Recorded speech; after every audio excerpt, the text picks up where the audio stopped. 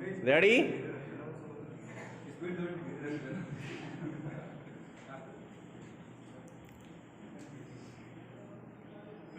Start.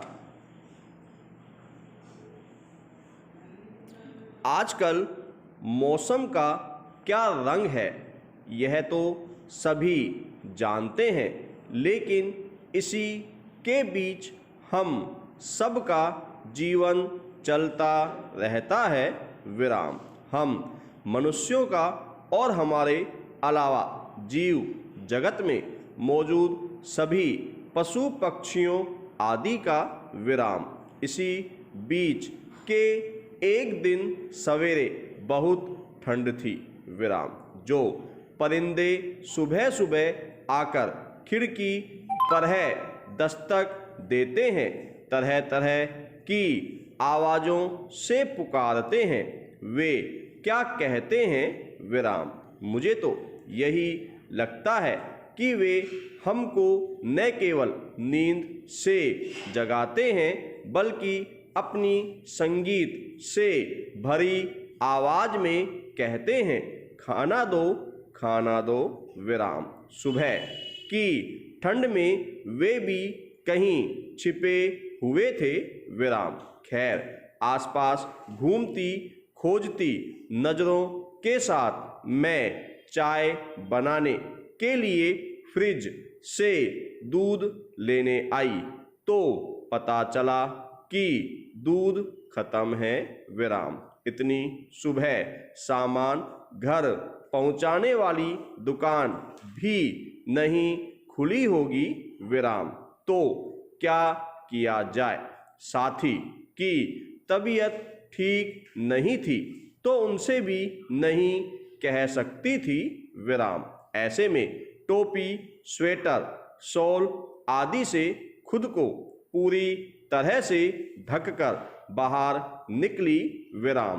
ठंडी हवा माथे में टोपी के बावजूद सूल की तरह से चुभ रही थी विराम। चारों ओर कोहरे की हल्की सफेद परतें लहरा रही थी विराम। सड़क पर इक्का दुक्का साइकिल सवार को छोड़ दें, कोई दिखाई नहीं दे रहा था विराम। हाँ, थोड़ी ही दूरी पर धड़धड़ाते हुए गुजरती मेट्रो की आवाज़ जरूर सुनाई दे रही थी विराम। पैरा प्रकृति के इस जीवंत चित्र के बीच पेड़ हवा से लहरा रहे थे, लेकिन उनके पत्ते कुछ गीले दिखाई दे रहे थे विराम।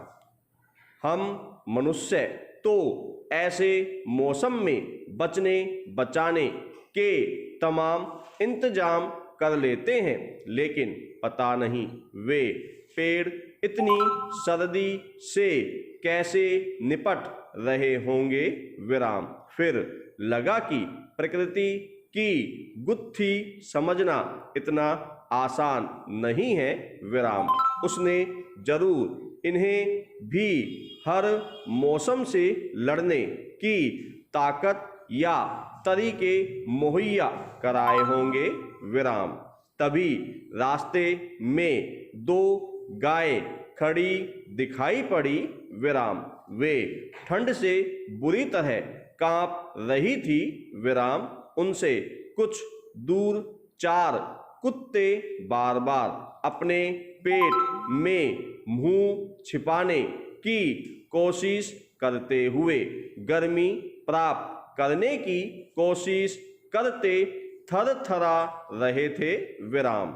इन बेचारों का तो कोई घर नहीं विराम। पैरा अब पुराना जमाना भी नहीं रहा कि किसी हलवाई की भट्टी के आसपास की गर्मी से वे कुछ राहत पा सके विराम। बचपन में जब ऐसी ही सुबहों के बावजूद जब स्कूल के निकलती थी, तो रास्ते में बहुत से कुत्ते हलवाइयों की भट्टियों के इर्द गिर्द सोते दिख जाते थे विराम।